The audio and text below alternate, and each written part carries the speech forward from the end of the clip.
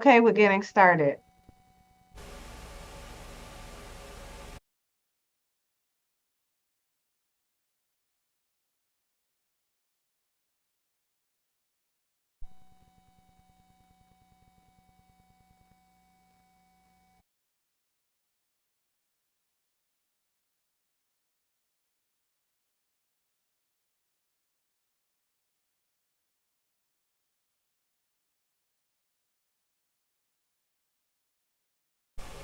All right, good afternoon, commissioners. This is the meeting of the Administrative and Regulatory Committee meeting here on April 29th and getting started at 4:04 p.m.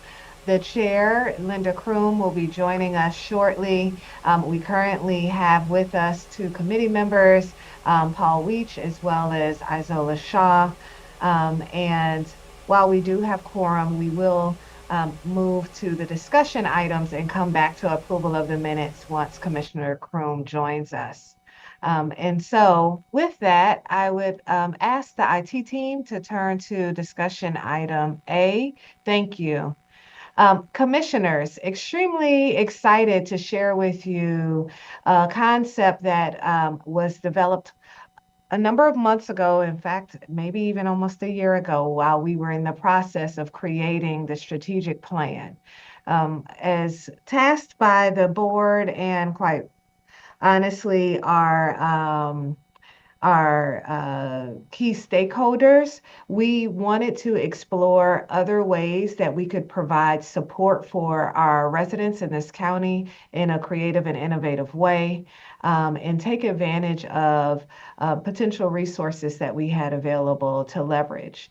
HOC Bridge was created as a concept that we want to pilot.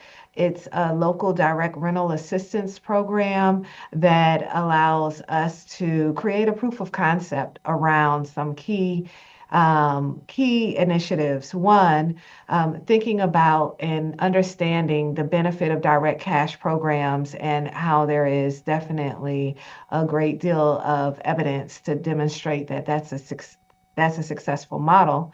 There are moving to work agencies. That's a acronym that's used to describe other housing authorities that have flexibility with creating innovative approaches in their programs that have made various adjustments to their programs, including streamlining, taking away inspections, or reducing the amount of times individuals have to go through recertification, et cetera, that we were able to glean best practices from, and also wanted to create a program that would ultimately incentivize our customers to continue to excel in their pursuits as it pertains to achieving higher income thresholds without the fear that's embedded in some of the structural components of the voucher program of losing your subsidy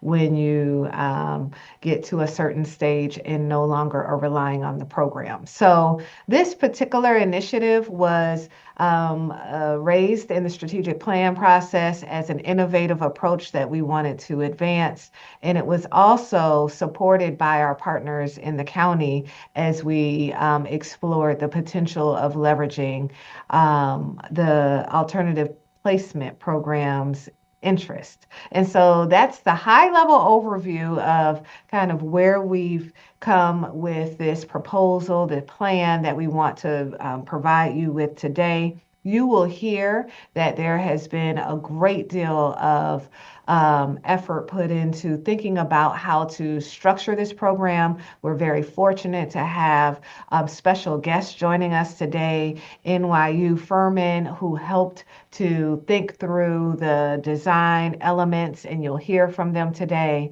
You will also learn that we took the time, the necessary time, to engage potential customers in a focus group setting so that we could explore what might be best. And in this overall program, you will also note that we are intentionally starting off small. We want an opportunity to beta test this model out and ultimately create the proof of concept that we could explore expanding in the future. And so with that, I will turn it over. As you can see, there are a lot of various divisions that have worked together to create what we believe to be a very strong program design. And I will turn it over to both to Ken Silverman, our Vice President of Government Affairs, also Davita Rowley, our Vice President of Resident Services, and great support from their team members, Erica Connor, as well as Travis McNair. And later in the presentation, you will have an opportunity to hear from our NYU Furman guests as well. And so turn it over to you all. Thank you, Chelsea, and good afternoon, commissioners. And as you can see, we kind of ran out of room for names on the slide, but we have had a lot of really amazing collaboration as well with HOC's legal team and compliance and Lynn and her and the housing resources team. We're so excited to be at the point of being able to kind of bring you a close to fully baked idea and share it with you today in kind of a discussion context to be able to get feedback and a sense of your views on the program. So if you can go to the next slide, please. So first, just to start with a little bit of background, HUD took two actions really in the last year, maybe 18 months, expressing pretty strong interest in exploring the concept of direct rental assistance programs. And so the core concept that we're exploring here is the idea of, rather than a program that's structured like the voucher program, where the Public Housing Authority has a contract with the landlord, pays a monthly subsidy to the landlord. The tenant is responsible for their monthly rent, but it's kind of separate. Here we would calculate the subsidy in a similar way, but that subsidy would go directly to the tenant. And then, it would be up to them to pay their rent. But if their income, fluctuates a little bit from month to month, there's a lot of different ways that they would have more flexibility to, determine how to best use that subsidy within, the context of moving their life forward in whatever way they choose. Wanted to highlight a couple of examples where this has been tried out in a sort of the most direct way. So again, HUD issued guidance sort of suggesting that PHAs partner with philanthropic entities to fund studies, pilot programs of these kinds of programs, with the idea of collecting evidence that could be used to look at modifying, the voucher program as a whole. They also issued guidance allowing moving to work agencies, which, as you know, we are not, the ability to use HAP funds to conduct these pilots. We do have two housing authorities that have done similar things. So Keene, New Hampshire has a program since 2000 using their MTW authority. That program is a little more complicated and different in some ways, and they're a very small authority, but definitely a good precedent. And then more recently, the Philadelphia Housing Authority completed a philanthropically funded and partially funded by the city pilot over 2.5 years, where they basically, as they took people off of their waiting list, they would offer them the opportunity to receive cash in place of the voucher. And then at the closing of the pilot, those folks that received cash were able to move into the voucher program. But they're working through their findings, and we're excited to see their report. But from having had the chance to meet with and speak with the folks administering that program, it sounds like it went pretty well, and they're going to have some good results to share. Next slide, please. So, as you can kind of guess, this is similar to, some of the other types of direct cash assistance programs. And so we've had a number of different examples of, whether you call it guaranteed income, basic income, cash transfer, and in the interest of time, I'm not gonna go through, each of these slides in detail, but I wanted to have some background there for you all to read. One I would really highlight, obviously, is the MoCo Boost pilot, which is a guaranteed income pilot that recently concluded in Montgomery County, managed by HHS. We did have a chance to speak with that team and get a sense of their lessons learned. So that was providing $800 a month to 100 families primarily through the COVID emergency assistance. Excuse me, 300 total families. And as you can see, there's been a number of others, either ongoing or recently concluded around the region, part of a large wave of these pilots that started in 2019, and a lot of them funded with the federal ARPA dollars. Next slide, please. We had proposed the creation of this program as part of our strategic plan process. And so we do kind of give a medium detailed explanation of how we intended to move forward. This is certainly not the first time that the commission has been engaged in this process, and we definitely got a sense of excitement about that.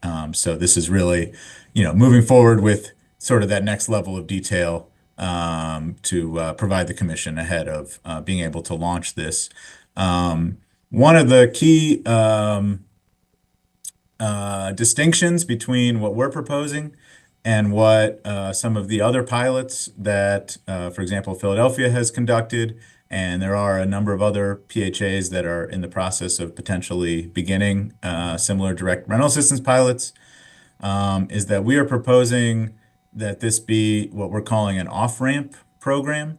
So rather than select people from our waiting list and offer them the choice of a voucher or a slot in this direct rental assistance program, we are proposing that we offer families that are current voucher holders that are towards the higher end of that income spectrum the opportunity to move from the voucher program to this bridge program. One of the benefits of doing that is it allows us to use the local funds we're using for this program for a shallower subsidy for relatively higher income families, and that then frees that federal voucher to be reissued to a family on the waiting list. And so we're using the federal dollars that we have to be able to offer a deeper subsidy to a family, generally, at 30% AMI or below. One of the things you may know is that we have built up some excess reserves in our HAP funding. And so by increasing the average subsidy that we're providing to voucher families, we have the opportunity to, spend sort of net more federal dollars in the county than we might have otherwise. And so we get some leverage that way. We also avoid some of the issues that we did hear from HHS around, when you have folks that are at the very, just coming out of homelessness or at the bottom end of the income spectrum. They did have some issues with, some folks, frankly, like not having even bank accounts or, having difficulty receiving the funds.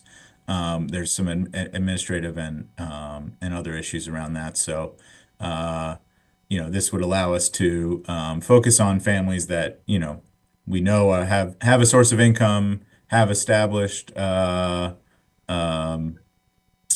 careers and places to live in the county, and just need that extra boost to exit the voucher program, and then we can redirect that sort of deeper, more intensive assistance to the families that need it most. Next slide, please. So this is really just summing up the program goals that we kind of just went through. We identified 3 areas that we think that that this program would be a big benefit. I do really like what President Andrews said, that we're considering this as a beta test. rather than a pilot. And what that means is, we are looking to establish a permanent program.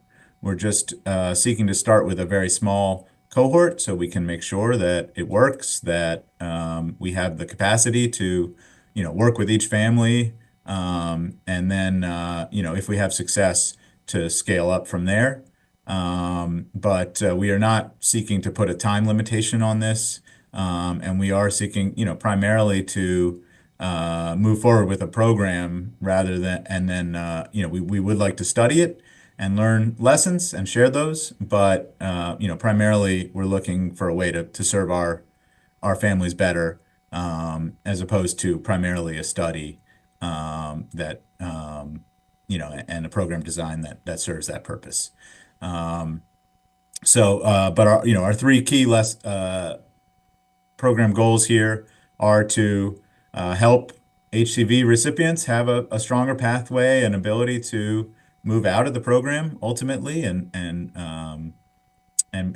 move on, free those resources for other households, have success in their lives.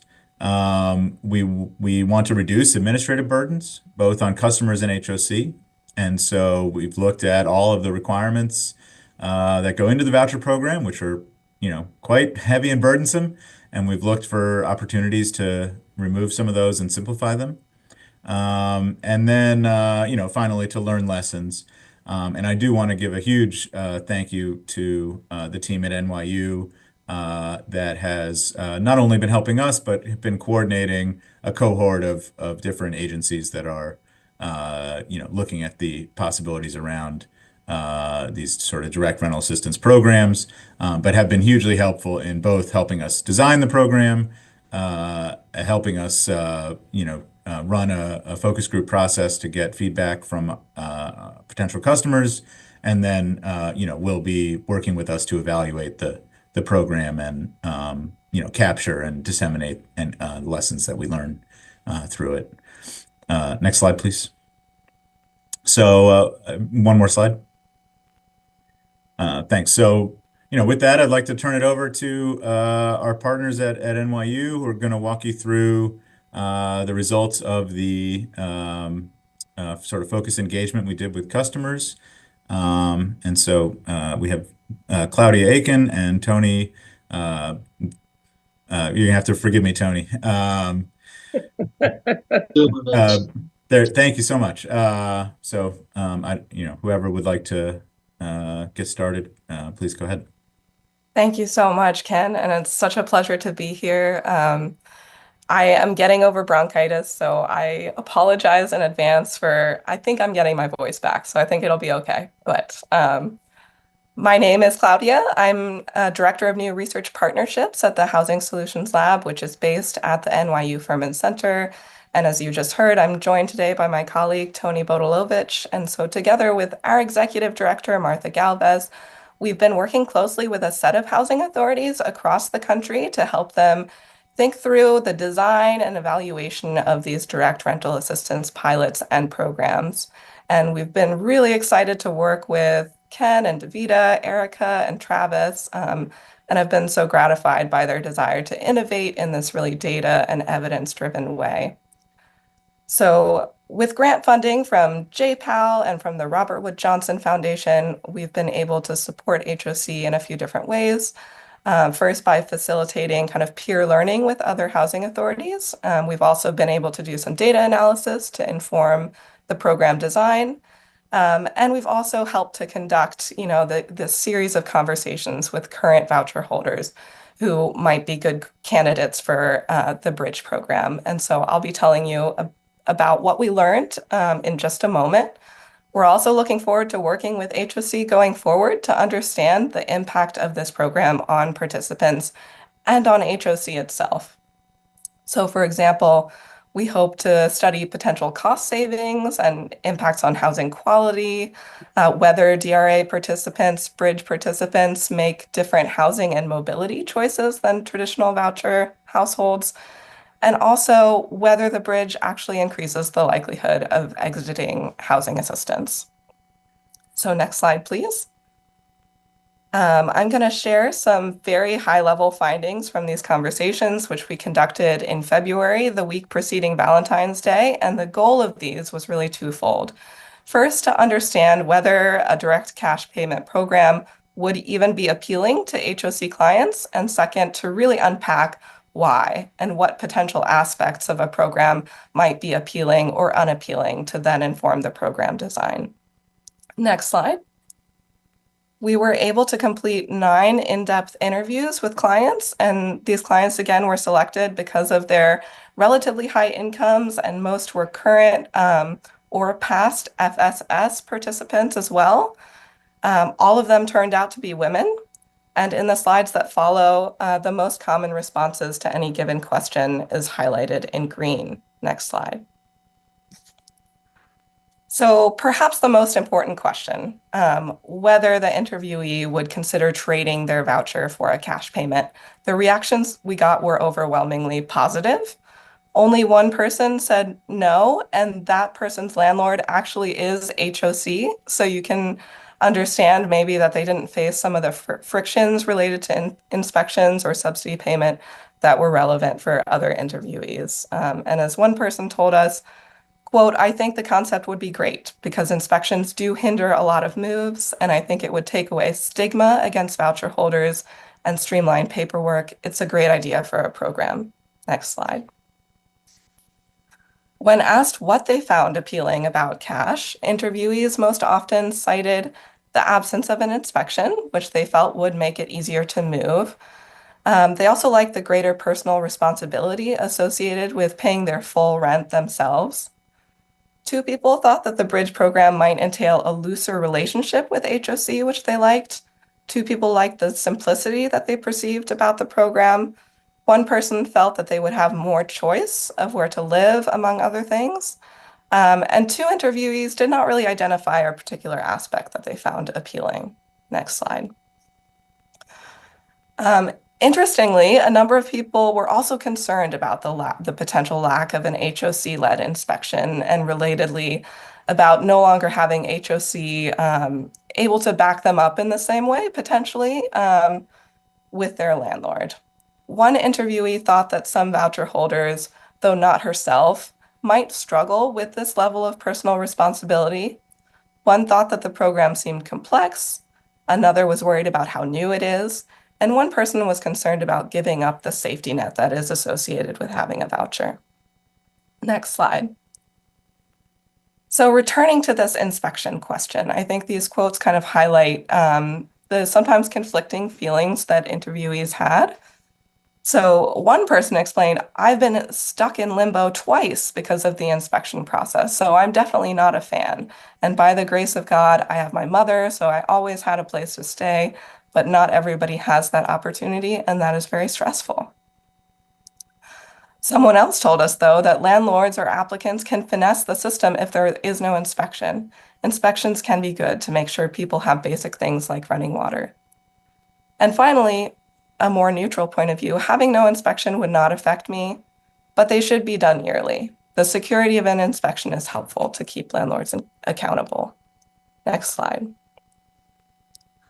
We also asked interviewees what they thought could make this program more appealing.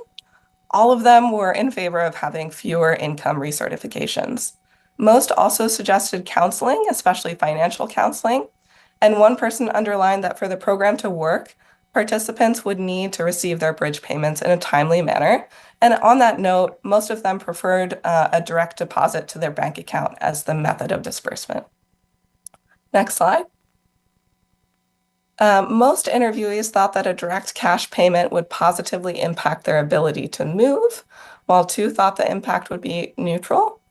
In the words of one person, I think it would be a whole lot easier to find a place because now you don't have to explain that you're on HOC to anyone. You can say your income, this is what I make. Next slide. Finally, when asked to weigh what aspect of this potential program would be most important to them personally, interviewees cited having extra money in their pocket due to the way the subsidy is calculated, which I think Ken will be explaining in a little more detail later on. Some folks cited accessing a new neighborhood, making progress towards home ownership, avoiding the stigma that can come with a voucher, and having more leverage over their landlord. Next slide. Again, nearly all interviewees reported being open to a program like this, and some of them wanted to know when and where they could sign up. And they felt that a direct payment could improve their ability to budget, save, and move. They recommended fewer recertifications and financial literacy counseling. Many were unsure or, in some cases, a little conflicted about how the inspections piece would work. And with that, I'm going to turn it back over to Ken. Thanks, Claudia. Next slide, please. So now Davida and I are going to share some of our staff recommendations around how we would design this program. If you can go to the next slide. So first, focusing on eligibility. And, this is where we've tried to have a balance of, looking at our population of voucher holders, having enough folks that are eligible, but, also sort of targeting that top end where, we're getting sort of the most federal leverage on those dollars, as we discussed. So our proposed eligibility criteria and process would be that we limit eligibility, at least for this first sort of beta test cohort, to households with income between 60 and 80% AMI. 80% is the maximum AMI that you can have to stay on a housing choice voucher under the federal program. So you're generally at 30% or below to come off of the waiting list. But the program continues. Obviously, the subsidy is tied to your income, so your monthly subsidy is going to be going down as your income rises. But you can stay on the program until you reach 80% for your household. We would also require that wages are the primary source of income. And again, we're really seeking families that are going to be able to increase their income over time. And so, if we have folks that are relying solely on pensions or Social Security or other sort of more fixed sources, we think they may not be the right candidate, at least for this initial cohort.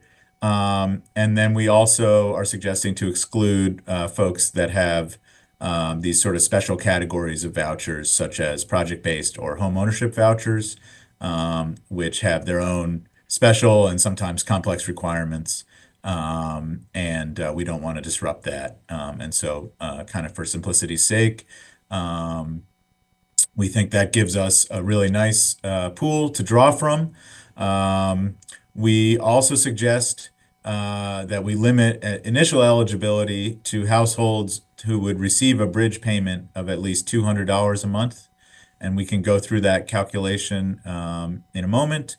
But that ensures that we don't have, because we do have folks that sometimes their monthly subsidy payment, even in the voucher program, is $1 or $50 a month. And so we'd like to have kind of that baseline to start with.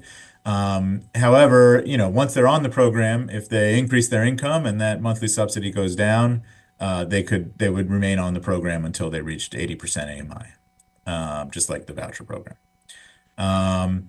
So we shared anonymized data with NYU to help us do some analysis, and we estimate that there are approximately 100 current voucher holders who would meet all of these eligibility criteria. And so we think that's a great pool to pull from again, a small initial cohort. And then if we have success and are able to scale, then we could look at reducing the AMI level or otherwise tweaking the eligibility. Next slide, please. So this can get a little bit complicated. I'm going to try my best to explain, and we do have a graphic on the next slide that hopefully helps a little bit. But in the voucher program, the way that you calculate your monthly subsidy is you first calculate the total tenant payment, And so this is 30% of a household's monthly gross income minus deductions and exclusions. And that can get pretty complicated. It's kind of like doing your taxes basically, but you end up with a TTP under the voucher program that is approximately 30% of the household's gross income, and that's the amount that they should be responsible for, to have housing that is affordable. The other side of that calculation is a payment standard, which the commission adopts annually. We currently have a 117% adjustment factor, which we apply to the small area fair market rents. So basically, HUD publishes a table of these small area fair market rents, which show, if for a one bedroom in each zip code in Montgomery County, what they consider to be the fair rent, reasonable rent. And then we multiply that by 117%, because we believe we're in such a high cost area. And that is the absolute ceiling for what a voucher subsidy can be. But in the voucher program, the monthly subsidy is then calculated by taking whichever is less of the payment standard or the actual rent plus utilities that the tenant pays, and then you subtract the TTP, which is the tenant's payment. So I don't know, hopefully that's clear. I'm trying to read, but again, we're going to explain it again on the next slide here. The key difference that we're proposing for Bridge is that we don't take into account the actual rent. We simply subtract the TTP, so 30% of your gross income, from the payment standard for that zip code. And so what that does is it puts the household in control of balancing the cost of their home against, the other expenses that they face, just like anyone else would have to. And it sort of restores the functioning market incentives that the voucher program does kind of distort. And we know that this is one of the big reasons that HUD is so interested in looking at this type of program, because of the way that the voucher program distorts the incentives for voucher holders and landlords. And that is the reason that we, HOC and all PHAs, have to conduct a rent reasonableness analysis. So in addition to the payment standard, we're doing an analysis that is almost like an appraisal, that verifies that the actual rent on that unit is reasonable. And that's a pretty time and cost intensive thing, but it's necessary because, under the HCV calculation, you can sort of imagine that the tenant doesn't have a strong incentive to go anywhere below the payment standard. And because if they do, all those savings are captured only by HOC. So if we can go to the next slide, please. All right. So unfortunately, this graphic got a little bit distorted when we converted to PDF here, but I think hopefully it still helps. So we tried to sort of show what this would mean for the Smiths. So you can see on the left, if they have a federal voucher from HOC and their rent is $2,000 a month, but the payment standard is $2,200 a month, then their total tenant payment is $1,000 a month, so 30% of their income. So they're paying $1,000 towards that $2,000 rent, and HOC is paying $1,000 towards that $2,000 rent. If they were to move to the Bridge program, but stay in the same household, same income, everything else stays the same, essentially they would capture that additional $200 under the payment standard, rather than HOC. So HOC would pay the family $1,200 a month, which is their TTP subtracted from the payment standard, and then they would be responsible for paying the $2,000 a month rent. And deciding how to budget that additional $200. One really important caveat, which came from the HUD guidance that was released, is that we would never pay a subsidy that is greater than the total actual housing costs. So if the Smiths here were to go out and say, "Oh, this is amazing, we're going to find somehow in Montgomery County a place to rent that's $500 a month," we are not going to then pay them uh, $1,500 a month or $1,700 a month. In order for this to remain classified as housing assistance and have all of the same impact, not have impacts on other federal benefits, on taxes, it's critical that this is remain housing assistance. So that would be the one caveat here would be if their rent essentially fell below their TTP, they would be making up that difference. So we will update this presentation with the right slide, but I think hopefully you can see. And actually, why don't I pause and see if anybody has questions about this particular calculation, because I think it's important. Okay. So if we can go to the next slide, please. So here we're recommending a number of ways that we believe we can streamline the administration of this program compared to the voucher program. And so this sort of blue and gray timeline on the top is a simplified version of the process that voucher holders go through to enroll in the program. So for HOC Bridge customers, if we proceed with staff's recommendation, they're all coming out of the voucher program. So they would all have gone through these light blue steps of, say, moving through the waiting list, being selected, validating their eligibility and income, finding housing.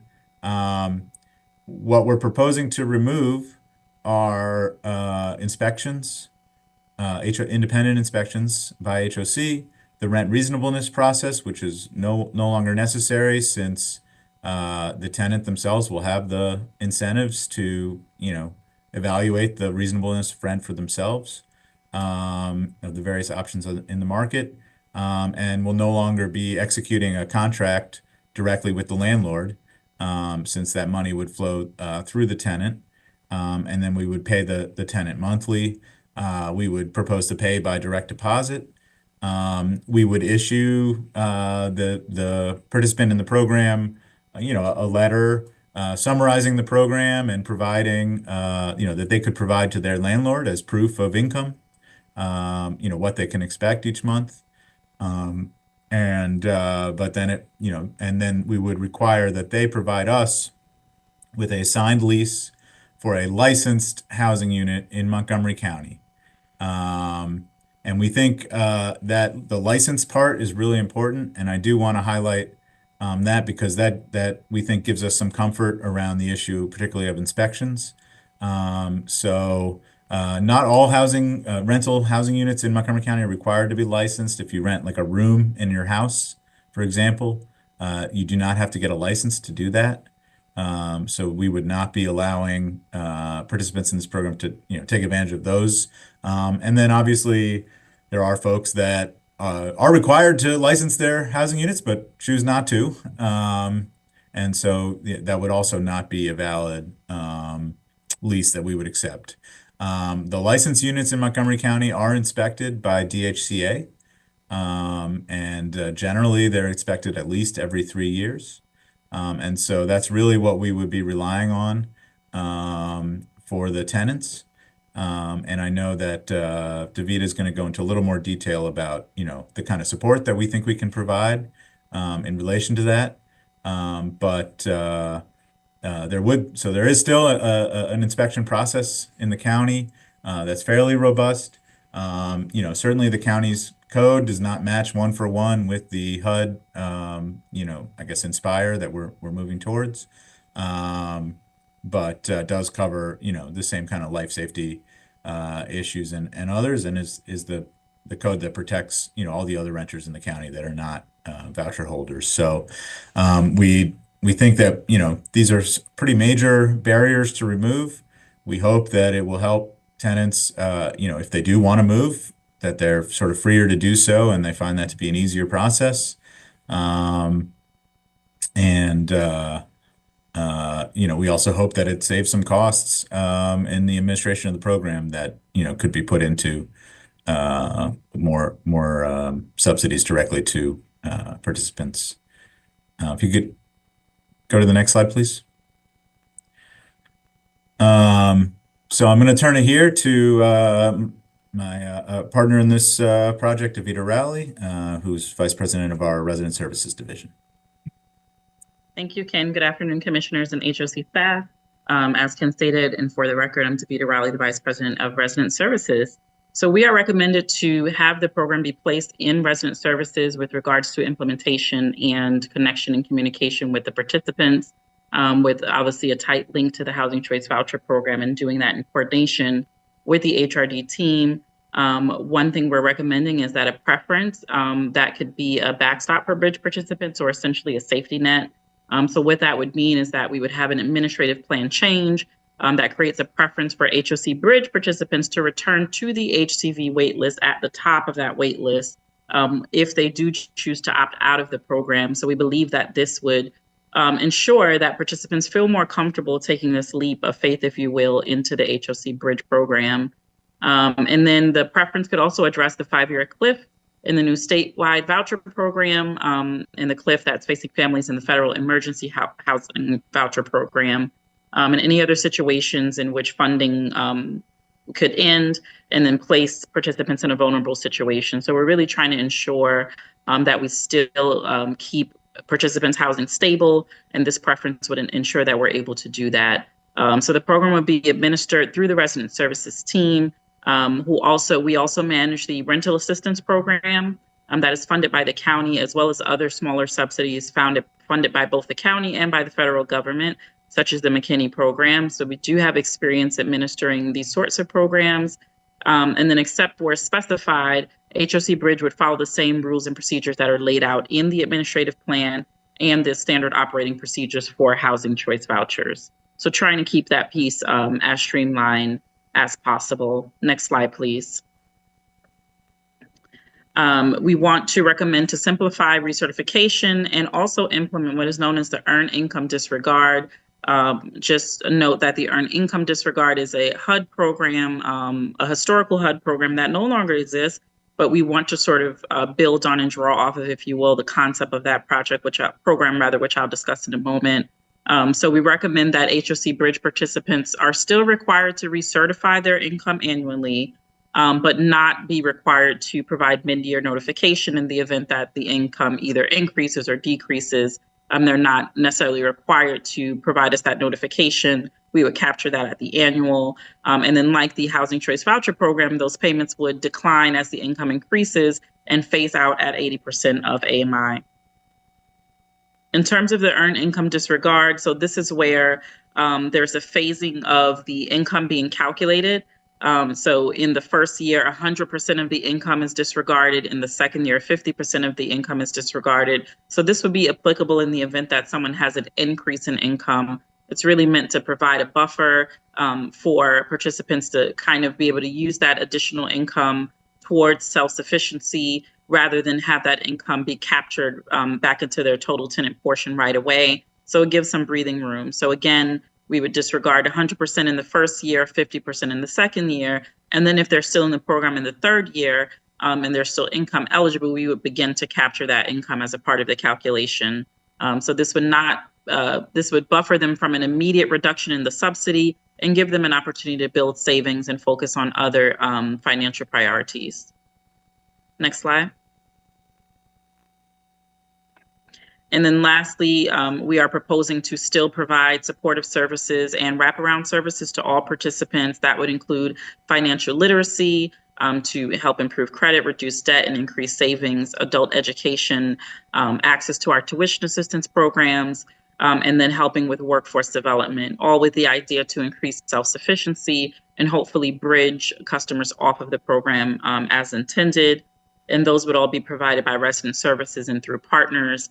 And then onboarding to the bridge would include information and resources about fair housing law and enforcement, especially source of income discrimination, given that there will be a change in the source of income in this case, as well as inspections and code enforcement, particularly given that HOC would not be conducting the inspection, and then also locating suitable housing and evaluating rents. So shifting some of that education and responsibility onto the participants who have already demonstrated through their high incomes some level of self-sufficiency, but still with HOC support. Thank you. Next slide, and I'll hand it back over to you, Ken. We're almost done here. Next slide, please. So we are proposing to fund this initial tranche through interest earned on the MPDU alternative placement payments that HOC is due to receive beginning. We have already received a couple, but significant amounts beginning this year. As I think our commissioners know, you've approved a couple just in the last couple of months. This is where DHCA will allow private developers to make a payment in lieu of building the required MPDUs, and we become the receiving entity to receive those agreements. Our agreement with DHCA to be that receiving entity allows us to use the interest earned on those payments while they wait for a suitable project to create replacement MPDUs to be used for rental assistance programs, including direct rental assistance like this. And so we are suggesting to use that source as our sort of kickoff here. We again are looking to start very small, like maybe 10 households. But if we have initial success, look to scale up. One of the big X factors that we do still have with this particular source is, the exact timing of it is dependent on the development process, both when the private developers move forward and make those payments, and then on our end when we're ready to move forward with our projects, and so that the principal is spent on that and no longer available to generate interest. So by starting small, we can ensure that we're creating a sustainable program, and then as we get a better view into the timing of all of those payments, we can grow and then potentially look at other sources, whether it's local, state, philanthropic partners, other HOC sources of interest on some of our other sort of reserve funds, and then ultimately potentially HAP dollars. One thing I did want to mention is that we have heard anecdotally that this administration remains interested in this concept, that the new team at Public and Indian Housing in HUD is also very interested in this as a way to streamline the voucher program and sort of deregulate. And so we don't know if there will be any further sort of federal opportunities, but certainly we would be in a great position to take advantage of them if they did appear. Next slide, please. So just sort of summarizing our next steps here, we would inaugurate in FY26 with an initial cohort of 10 households using that interest source. We estimate, based on our voucher averages, that this would cost about $15,000 per household per year. We're hoping that ends up actually being potentially significantly lower based on the administrative savings and others.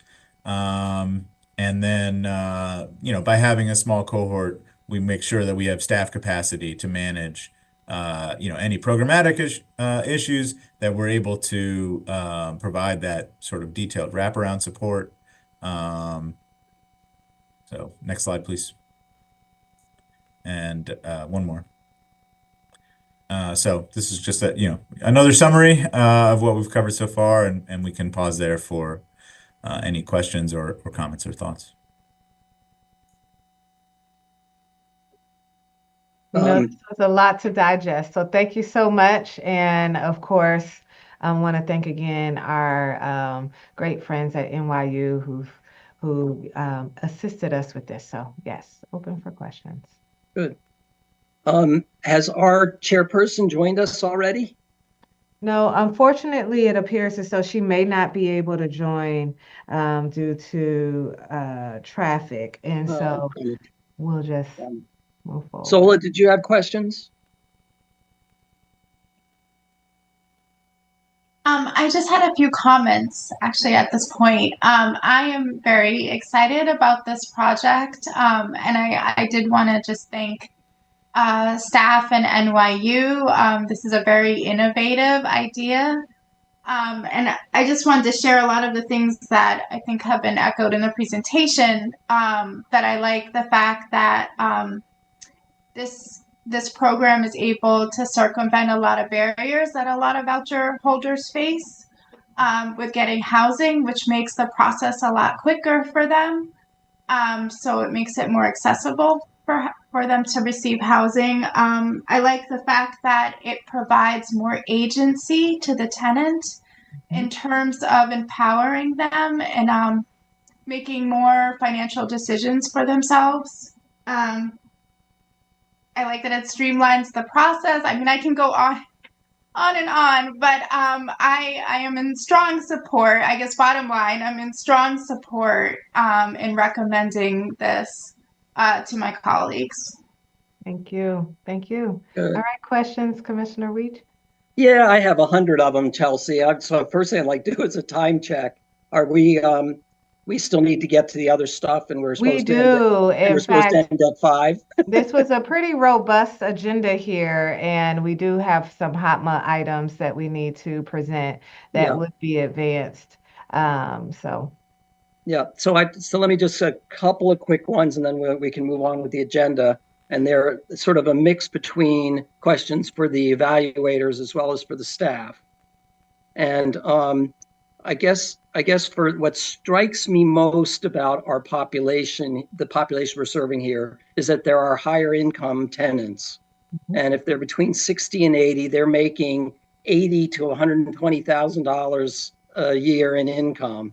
So they have, even if they're paying 50% of the income, they have a lot more discretionary income than our typical voucher holder. And so I guess a couple of questions for the evaluators. Have any of the other direct income, guaranteed income, or even pilots who have other PHAs, are they serving a population of this with this level of income, or are they focused on your more like the MOCO boost, which is formerly homeless people are given cash grants instead of housing assistance, those sorts of things? Yeah, that's a great question. I think as we've had these conversations with authorities, we definitely have seen a range of approaches emerging, with the off-ramp idea being one very distinct way of doing things that does focus. We've seen other authorities really narrow in on this group of relatively high income households, whose wages are their primary source of income. And then, as opposed to that, there's this other model where they're pulling directly from the voucher waitlist. And in those cases, they may also impose some additional criteria to be eligible for cash. Philadelphia, for example, focused on families with children. We are seeing through our data analysis of this program too, the higher income families tend to be larger. So we would expect to see, I think, quite a few children as part of the bridge, but definitely higher incomes than are being served probably in the Philadelphia program. And if I could weigh in on that, I will just also add that that was an intentional policy decision in the framing of this program. The intention here is to target, first of all, individuals who have the highest likelihood of success in the program, who are close to phasing out of the voucher program, but ultimately may be holding back on doing so, even suppressing their income potential only because of the concern about being phased out of the voucher program once they get to a certain amount in their income. So one of the key components in this program is you can phase out of this program and still be have the safety net of being able to return back to the top of the voucher waiting list. The hope is that people will become even more self-sufficient as they're phasing out, which is where the term bridge came from, and also allow for us to provide those vouchers to that other end of the spectrum, the lower 0 to 30%. So it frees up more voucher and allows for movement. So there was definitely a great deal of intentionality on the structure. Yeah, no, and I that clearly is one of the best arguments for this approach to this population, is if we can move their incomes up enough that they don't even use our bridge subsidy anymore, but become truly self-sufficient. That's a good thing. And let's not go into it now, but I have questions around if they don't increase their income, we're now providing them with a subsidy that staff estimates up as much as $15,000 a year from a source that is finite, the interest on the MPDU alternative units, and just how we're thinking about the cliff for those people that don't make it to an increased income at the end of the program. But I guess my final questions, and then we can move on to the other agenda items for the evaluators, are, is 10 really enough households to watch what happens so that we can make conclusions about this approach? And then second of all, what do you think the time frame? How long should we give this beta test to go before we say, boy, this is working, we should expand it? What a great question. I think, 10 households is far short of what you would need for a rigorous randomized trial to be able to detect statistical impacts. But that's not to say that there's not a lot to be learned, especially in terms of what works implementation-wise. And I think, the hope would be that after HOC feels comfortable with the program, it would expand, and that would give us additional data points. But we're very interested in, what outcomes we can track, especially qualitatively, and really in depth with such a small sample. Mm-hmm. Good. Well, thank you. I think that's congratulate the staff and the evaluation team on all the hard work that's gone on to date, and look forward to watching it evolve. Thank you. Thank you. All right. Now we will turn it over to Lynn Hayes, our VP of Housing Resources Division, to walk you through part 2 of HOTMA. As you may recall, we came before the committee earlier this month with the policy recommendations. Oh, and thank you to our NYU team. I think they've left. That's good. We came before you in regards, thank you, Tony, in regards to some of the provisions that we did not have discretion over. We're now coming before you, and while there's a lot of information, we're hoping that we can move pretty quickly through it unless you have an area that requires additional deliberation. But we've structured this presentation to share with you the provision that gives the Housing Authority the discretion, what we're ultimately recommending. I'll also share that Lynn, as well as our Vice President of Compliance, Darcel Cox, and their teams presented these recommendations to the RAB, the Resident Advisory Board, as well, and received their feedback and support. And all of these items were also underwent the public comment period as well. So I will turn it over to you, Lynn. Thank you, President Andrews. I'm going to just highly summarize the summary. I spoke regarding this information last week when we discussed HOTMA in part 1 of the regulatory requirements. The Department of Housing and Urban Development signed HOTMA into law back in 2016. A final rule was published on February 14th of 2023 to be implemented on January 1st of 2004. The implementation date has been pushed back and back and back and back. And we are still required to update our administrative plan to indicate how we will implement the discretionary policies that we can. Next slide, please. So subsequent to the final rule, HUD published several PIH notices. Again, the two notices, notice 2024-19 and 38, we discussed last week when we talked about the regulatory requirements. As President Andrews mentioned, today's presentation will include the discretionary policies that we must implement and define in our administrative plan. The recommendations are included in chapters 2, 7, 12, and 22 of the administrative plan. Next slide, please. Next slide. Okay, so we're going to start with the discretionary policies related to asset limitations. So if a household has assets of $100,000 or more, or if they own ownership in a house or real estate, they are automatically not qualified to participate in the Housing Choice Voucher Program. So any new admission, any family that is selected from our waiting list who again has assets exceeding $100,000 or ownership in a home would automatically be denied assistance in the program. However, for existing families who have assets exceeding $100,000 or ownership in a home, there are options how we will enforce the policy. So the options are listed here. The first option is total enforcement, meaning the family must cure the asset limitations within 6 months, meaning they must sell it, get rid of it, transfer it to perhaps a IRA that would not be counted as an asset, but they would have to get rid of it or cure it within 6 months or face termination.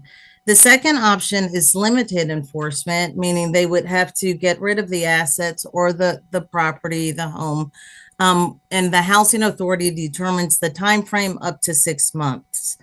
The next or third option is an exception policy where we could make exceptions considering certain attributes or factors of the household, such as age, disability, income, etc. And the last option is total non-enforcement, where we would allow all existing families to maintain the assets and the real property. Our recommendation is the last option, or total non-enforcement, allowing our families to maintain the assets and real property. As we discussed this option, we took into consideration our households. The majority of our families who meet who have assets of this nature are seniors, and we certainly would not want to enforce termination or have them liquidate their assets. Next slide. Now just pause. For questions. It Sure. doesn't seem like there's any concern on this one. It's support for a staff recommendation there. Okay. Okay, we'll move to the next. Okay. So regarding the same asset limitation of $100,000 or real property, there are certain exemptions where if a household met one of the exemptions, then they would qualify for the program. So some of the exemptions are maybe the house, the real estate, the property is not suitable because there's a disabled household member and the home is not equipped to meet the disability related needs. The property may not be the sufficient size for the household or the family, or the property is unsafe. Additionally, if there is a geographical burden or hardship, this is where the housing authority must determine what constitutes a geographical hardship. So our recommendation is if the property is located outside of Montgomery County and the family has to work or come to school to remain in the county, we would consider that as a hardship.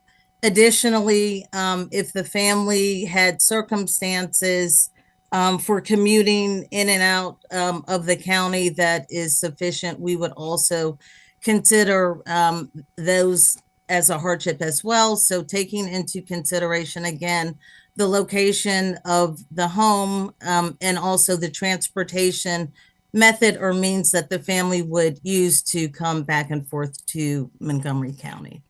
And so I'll pause for questions there. Yes, thank you. I have a quick question. So Sure. what if the family lives on the border and maybe they work in DC? Is that a cause for a burden? It could be. We would take into consideration, do they own a vehicle? Because a lot of families, as we know, work in the DMV, but maybe, they can drive. But if they didn't have a vehicle and perhaps had to rely on public transportation, a bus or the metro, then that could possibly be considered a hardship. We would consider a hardship. Okay, thank you. Mhm. Yeah, Lynn, this is Paul. I don't feel, I had a similar question to Sure. Zola's question, to sort of the political or the jurisdictional boundaries between the different counties may not be all that big a barrier for people going back and forth Right. between jobs and school. So I guess my inclination here was that the second bullet, where you give yourself some flexibility to examine all the factors that go into whether it's a hardship or not, strike me Yes. as the right thing, and that each case has to be adjudicated separately. That's right. Yeah. And I didn't get a chance to phrase my question on the asset limit. I also had a similar question on the assets, where it's totally sympathetic to the senior living in one of our property who has their retirement savings, and that's how they're living in our housing. But I'm wondering if there isn't some kind of, I don't know, clause or something that gives us a chance for that odd case where someone has more than $100,000 in assets, or that, I don't know, doesn't pass the Washington Post test, and whether we reserve some right to evaluate someone's assets when we learn about them.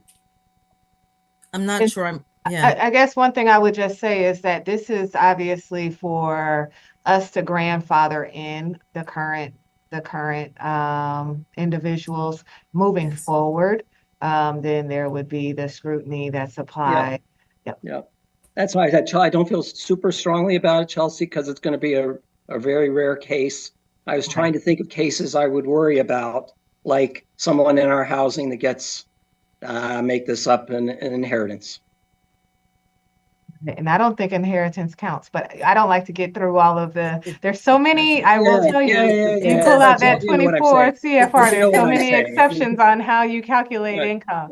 But we understand the concern you're raising. Yeah, it's the no enforcement is the words. I think because it's such a, because at this juncture, we don't want to raise fear or concern for our current voucher holders in terms of their current eligibility. They've been in this program. We do not want to take what might be an anomaly or unique scenarios and create some unnecessary anxiety. We wanted to move forward with a policy in terms of how we would approach this moving forward and allow it that way. Yeah, and Chelsea, do we already have a window on what people's asset situations are? Right, they do have to report all their assets. Yeah, so that I think my concerns go away if we're still reporting assets. Yes. Right. And we can revisit it in the future if it's a problem. Okay. Thank you. Okay, next slide, please. Okay, so this slide is relating to assets as well. And so HUD changed the threshold where we have to impute or calculate interest or that we use as income on assets. So the current value is in assets of $5,000. That has been now raised to $50,000. So again, if a household has an asset of $50,000 or more, we would then be required to impute the interest that is earned off of that asset. For assets that are less than $50,000, we would use the actual value that the tenant would report to us as the income that is earned or earned interest. And so the policy decisions that we want to consider are if we can accept a self-certification of assets less than $50,000 and then verify the asset every 3 years, or verify the assets themselves. So our recommendation is to accept this self-certification of assets less than $50,000. The majority of our families do not have assets that high, and accept the self-certification to streamline the burden, streamline the process for both the housing authorities and the tenants. So currently the tenants would have to, get a statement or provide us with documentation. And so this would ease or streamline that process by allowing us to accept a self-certification. Are there any questions on this one? Okay, if not, next slide. Okay, so this slide is pertaining to health and medical care or expenses. So HUD has raised the threshold for health and medical care deductions as well. So the current threshold is 3%. So any medical, unreimbursed medical expense exceeding 3% of the household income would be eligible for a deduction. They've now raised that to 10%, and the medical expense deduction is only available to households where the head of household or spouse is elderly or disabled. And so this 10% is, that's a higher level where families may not now qualify for the medical expense deduction. To alleviate that, HUD has created two options or two categories of hardship exemption. So the first is a phase-in plan, where in the first 12 months, and this, let me go back for a minute. This plan, or this phase-in plan, is only available to existing families who have received a medical expense deduction on January 1st, 2024 or later. So you must have received or currently receiving the deduction to qualify for this phase-in plan. So the first 12 months, we would count expenses exceeding 5% of annual income. In the second 12 months, we would count expenses exceeding 7.5% of the income. And then after that, we would use the full 10%. Next slide. Okay, so this second category is called general relief, where a family, this option is available to anyone. So it doesn't have to be a household that is already receiving the medical expense deduction. It could be someone who is not receiving the deduction, or it could be for someone who received the 12-month or the phase-in option as well. So a family must demonstrate that they have a hardship, and the hardship is due to an increase in their medical expenses or a change that would not trigger an interim reexamination. And so what I mean by that, a change that would not trigger an interim reexamination, example would be, I maybe am not receiving a medical expense deduction, but I'm in a car accident, and I now have medical expenses that exceed 5% of my annual income, maybe 6%. So I could come to the housing authority and request general relief. Okay, and so this is just a temporary benefit. It's for a 90-day period, and then after that 90 days, if the household still required or needed the exemption, they could ask for an additional 90 days. Next slide, please.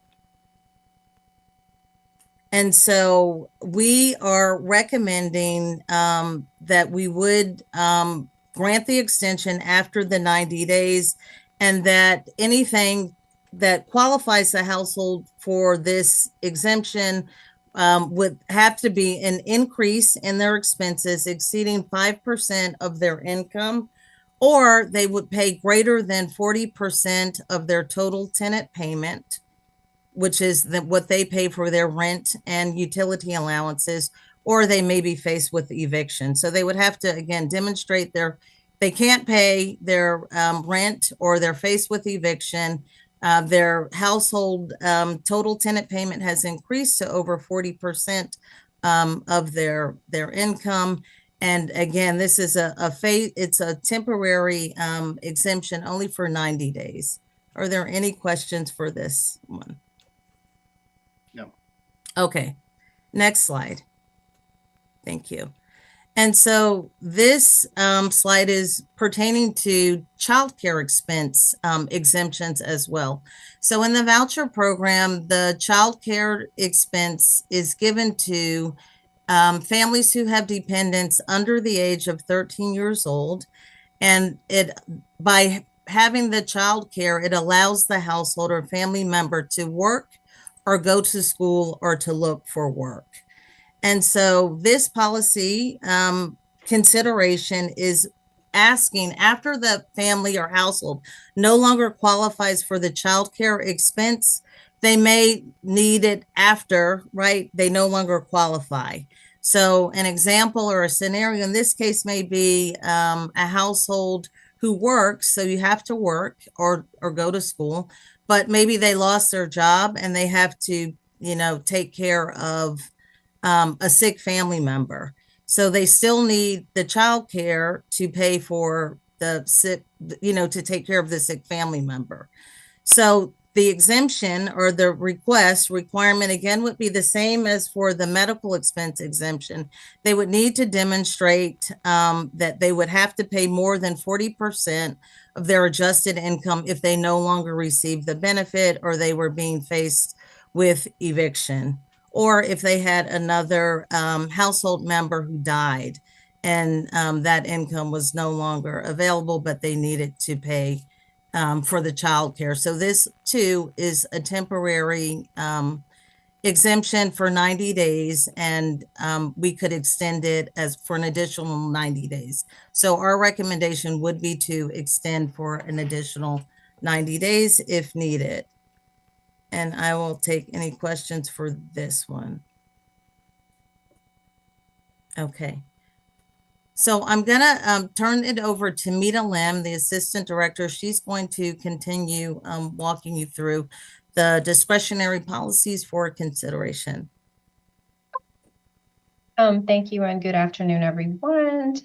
Next slide, please. So this slide is speaking on HUD allowing agencies to create additional permissive deductions. These permissive deductions may lower the tenant portion of the rent. Staff does recommend not to create any additional due to unknown funding levels, and also not to create any fair housing issues, as we have to make sure that the policy is fair to everyone. So the recommendation is that we would not create additional permissive deduction. And just to add to Mita's statement, we also don't receive any increase in funding from HUD. So if we were to create another deduction, we would not receive additional funding and would need to make sure that we had sufficient funding to cover these increased costs. So in the voucher program, we currently have deductions based on the household composition. An example would be an elderly deduction or a dependent deduction. Thank you, Lynn. Next Sure. slide, please.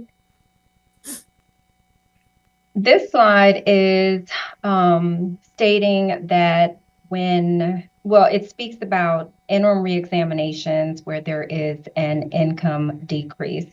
So the regulation is stating that when a family member on the voucher program permanently moves out of the unit, we are to process the interim. That is the current practice as well here at the agency. But it also states that we're now able to provide a threshold when determining to process an interim for an income decrease. The policy decisions that HUD has presented is that we can decline to conduct an interim reexamination if the family if the family estimates that the family's income will decrease by an amount that's less than 10%. They also state that we must identify it in our administrative plan the percentage threshold that we will use for conducting the interim decrease or the interim reexamination. And of course, we would establish a policy to round up the calculated percentage decreases up or down to the nearest unit amount. So staff recommends that the interim reexamination is conducted when HOC becomes aware that the income has changed by of at least 10%. Excuse me, that is estimated to result in a decrease of at least 10% of the family's adjusted income. Therefore, we are recommending that if the family's reported income is over 10%, then we will process the interim examination. Are there any questions to that? Yeah, what does it generally cost us to do an interim reexamination or an annual examination? There must be significant administrative and time savings if we Right. don't have to do these. Yes. So currently we process over, to be exact, 4,176 interims per year. And so I think our recommendation is to go with the HUD threshold, the recommended threshold of the 10%, and focus where there is, a more substantial change. Will reduce the administrative burden for the staff. Again, we process over 4,000 interims a year. So we would be looking forward to this in terms of, streamlining what we do on a daily basis with very high caseloads. Yep. Okay. Lynn, is the interim process the same as an annual process? The background checks you have to do? Not quite as extensive. Uh-huh. So you really are verifying, what the tenant reports as a change. So it could be a change to their income, or it could be a change to their household composition. It's not as cumbersome or burdensome as the annual reexam. Yep. Yeah. Good. Thank you. Sure, certainly. Next slide, please. Okay, so in contrast, this is the discretionary policy introduced for processing the interim reexamination due to income increases. So this regulation states that agencies are to establish a 10% or more threshold for processing the interim reexaminations for increases to the income. So HOC recommendation is that we would require all families to report any of the changes in the family income that, of course, will result in the 10% or more increase to their rent. The exception is that families do not need to report a separate interim to report the increase if it is 3 months before their annual reexamination. We will also not consider any increase in earned income, or if the family had previously received an interim reduction in their income within the 12-month period of the recertification. So this can be a little, I had to try to grasp it as well. So basically, we recommended that if we do identify that there is a 10% or more increase in the earned income, then we would not process the interim. However, we will process it if there is a 10% increase in the unearned income. which would again streamline the process and allow families to keep more of their earned income earnings until their next reexamination. Lynn, you might need to help me with this explanation. Okay, yeah, this was a lot. This was a heavy one. So for interim increases, we have to process the increase if there's a change of 10% or more. However, we cannot consider earned income unless the household had a reduction within the 12 months. So the requirement is, again, process the interim increase, but we cannot consider earned income unless there was a reduction within the 12 months. So our recommendation is to not process the earned income if there was a reduction within 12 months. Our recommendation also, the second part of the discretionary options are to not process the interim change if it is within 3 months of the annual recertification requirement. And so our justification, our thought process was it's very, I guess, confusing, right, for the staff and our tenants to know, okay, I had a decrease or now an increase, so I report it or I don't report it. And as it relates to kind of the timing, we start our recertification process 4 months or 120 days in advance of the effective or the anniversary date. So the 3 months is really kind of within the same realm or the same window. Any questions? Not here. Okay, great. Okay, next slide, please. Okay. So this slide is speaking about when it is that a family is supposed to report the interim changes. So this is going to outline that HUD's regulation is that that families must report the household composition and changes to income that's consistent with the HOTMA requirements within the PHA's determined time frame. The policy decisions are that PHAs must develop the policies describing when and under what conditions they must report it, and when it is that we should apply the rent decreases, whether it's going to be retroactively or establish the appropriate effective date for when they do report timely or untimely. Our recommendation is that the families must report all changes in family income or or household composition within 10 business days from the effective date that the change is happening. In order for it to be considered timely to our agency. That is our current policy now, is that families do have to report that within 10 business days to be considered timely. And if they do report it timely, then the family will be provided a minimum of 30 calendar days of notice of their portion increasing. And it would be effective on the first of the month following the end of 30-day notice. If we could move to the next slide, because it is a continuation.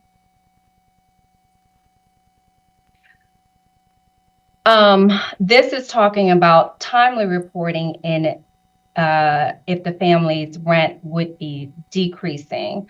So if the family does report the information via the interim packet within the 10 business days, then the decrease will be effective the first day of the following month that is leading to the actual reexamination of the family.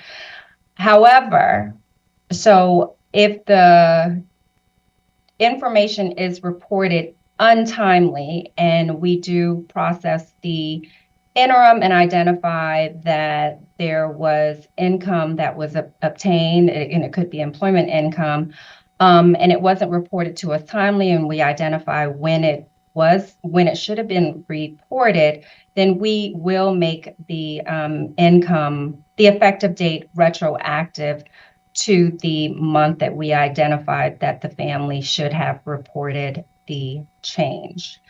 And And so therefore we'll implement the decrease.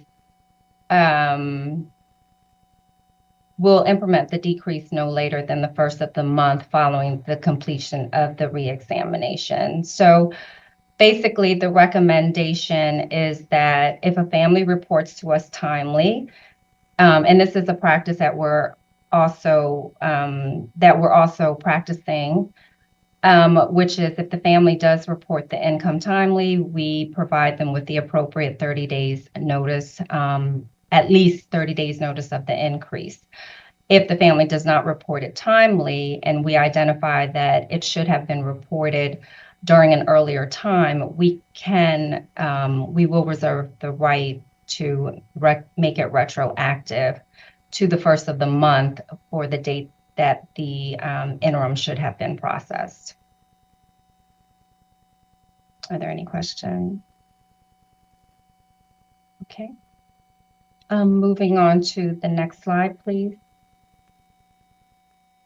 Revocation of the consent form. There is a consent form with HUD that is called the 9886 form. It is not a new form. It is new with the letter A to it, but the request is pretty much the same as the current 9886 form.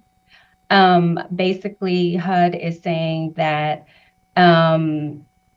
we have the right to deny admission or assistance to the applicant if the form is not completed once a year. And so the policy decision is that the agency needs to establish a policy showing that revoking the consent will result in termination of assistance. And participating families will be required to sign a new form within the next scheduled reexamination or interim, whichever is sooner. HUD's recommendation is that we would provide every adult family member the requirement to sign the 9886A form, and if they do, and they only need to sign it once throughout their participation in the program. As an adult. And if they do refuse to sign it, then HOC will terminate the assistance. So just to interject, the 9886 form is an authorization privacy form. And by signing that form, it allows us authorization or permission to verify income. And so without having the families or household members sign the form, we ultimately would be unable to process the annual recertification or interim because we could not verify their income. So it's really critical that we have all household members with at least 18 years of age sign the form. As Mita indicated, the requirement has changed, so they now only have to sign it once in lieu of signing it every year. So our recommendation would be to recommend termination if they revoke consent or if they fail to sign the form. Any questions? Okay, next slide, please. This policy was introduced by HUD as an option for housing authorities to utilize what's called safe harbor, and it's what they're calling it safe harbor, and it's where they are authorizing housing authorities, and I think I repeated myself, I'm sorry, to use calculated income or determined income from other qualifying federal agencies. Staff recommends that we do not use this verification process, and this is to eliminate any discrepancies or voucher processing requirements that may have not been taken into consideration from other agencies. So we are recommending not to use safe harbor as an income verification option. So we had a lot of discussion around this one, and as Mita said, I think we got some guidance from the consulting company as well. Darcel may want to interject, but we did receive guidance that, you know, even though it may seem as increased efficiency, it may not be accurate, as the other federal agencies may have different verification requirements than we as a housing authority. And so in that regard, we elected not to recommend the use of safe harbor. And just to add, it could could create a burden for staff, because if the information is not sufficient, then we'll have to go through the regular process anyway. So we've elected to simply go through the full process and determine what that income will be. Okay, if there are no questions, next slide, please.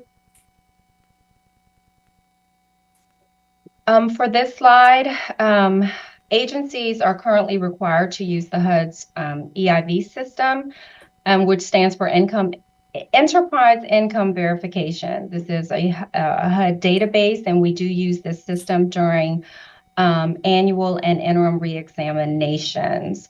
HUD is allowing us to decide whether or not we want to continue with pulling the EIV reports during interim reexaminations. Staff is recommending that we will only require it during annual reexaminations and not during interim reexaminations.